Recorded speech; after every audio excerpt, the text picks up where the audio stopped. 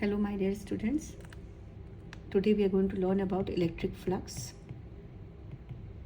Electric flux और electric इसलिए बोल रहे हैं क्योंकि हम मैग्नेटिक में भी इलेक्ट्रोमैग्नेटिक इंडक्शन एक चैप्टर आएगा, वहाँ पर हम मैग्नेटिक फ्लक्स पढ़ेंगे and we denote electric flux by phi E.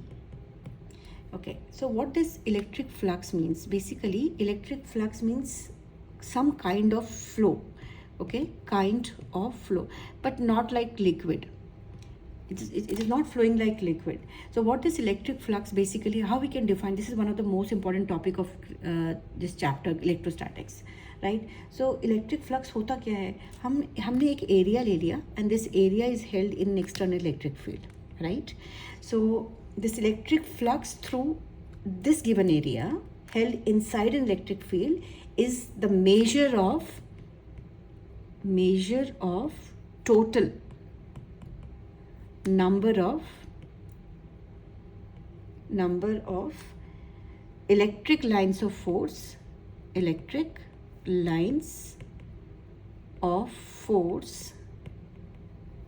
passing normally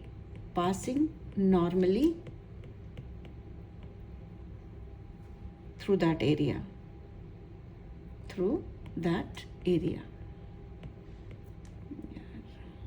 okay क्या मतलब है इसका? अगर हम इसी एरिया को अगर हमने एक इलेक्ट्रिक फील्ड में रख दिया तो इसमें से सारी डायरेक्शन में इलेक्ट्रिक फील्ड लाइंस पास होनी शुरू होंगी, लेकिन हम सिर्फ उन इलेक्ट्रिक फील्ड लाइंस की बात करेंगे जो इस सरफेस से नॉर्मली पास होगा, ओके, जो इसके परपेंडिकुलर पास होगा. तो यहाँ से जब हम इसका फॉर्मूला डिराइव करते हैं, सपोज हमने इसका एरिया ले लिया, इलेक्ट्रिक फील्ड हमारा हो गया E and let the area is DS, okay, surface area is DS. तो यहाँ से अगर हम जब इलेक्ट्रिक फ्लक्स की बात करेंगे तो this is d phi E, ठीक है, this E is in the subscript, this is E dot ds.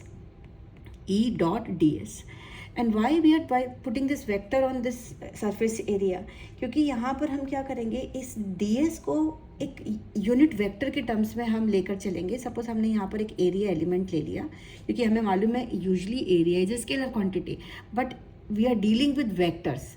हमने 11th में पढ़ा है कि अगर हम दो वेक्टर्स का डॉट प्रोडक्ट निकालते हैं तो वो स्केलर देगा, and this phi is a scalar quantity, ठीक है. 1 मार्कर में भी आ जाता है ये, कितनी बार MCQs में पूछ लेते हैं. तो phi is a scalar quantity, so d phi is E dot ds.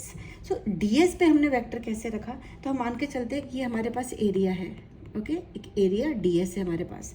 तो इस एरिया का एक हम यूनिट वेक्टर ले रहे हैं जो n कैप होगा, okay.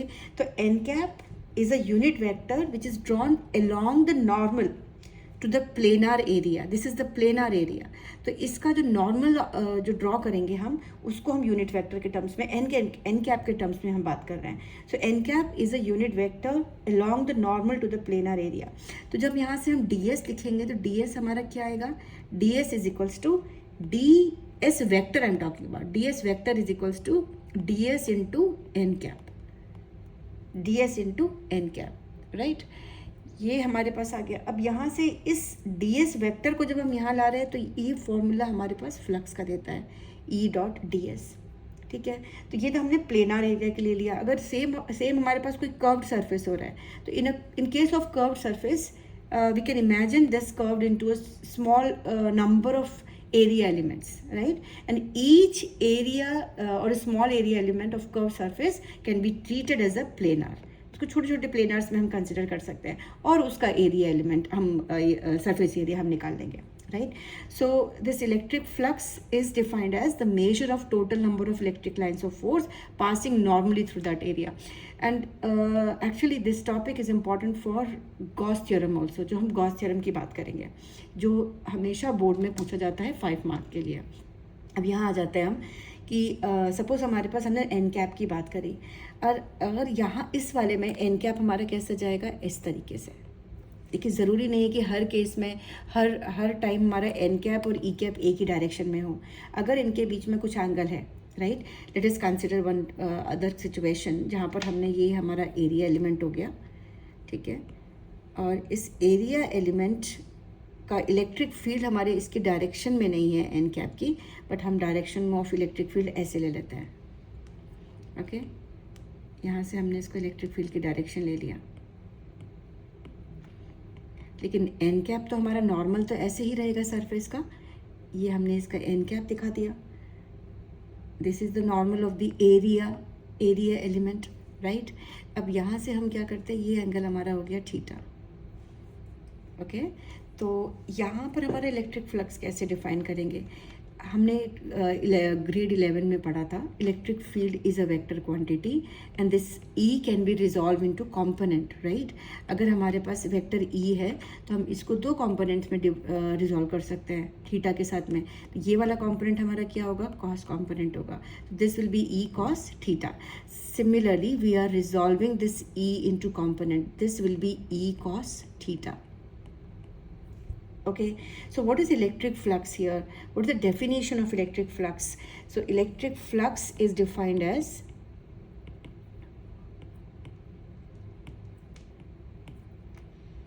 d phi e, because मैं ds की बात कर रही हूँ, स्मॉल एरिया की बात कर रही हूँ। so d phi e is given as normal component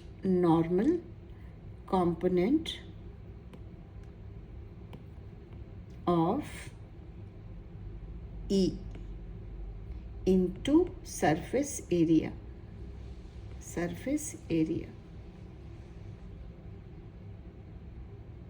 okay. तो यहाँ से अगर हम बात करते हैं E cos theta into ds, okay. so this is E ds cos theta. तो डी फाई ई हमारे पास कितना आ गया, E d s cos theta, और ए डॉट बी कितना होता है, we know that A dot B is A B cos theta. तो मैं अगर डी फाई ई लिखती हूँ तो इसको हम लिख सकते हैं E dot D S. So this is the formula for electric flux, right, and this is scalar quantity because it is the product of two vectors, okay.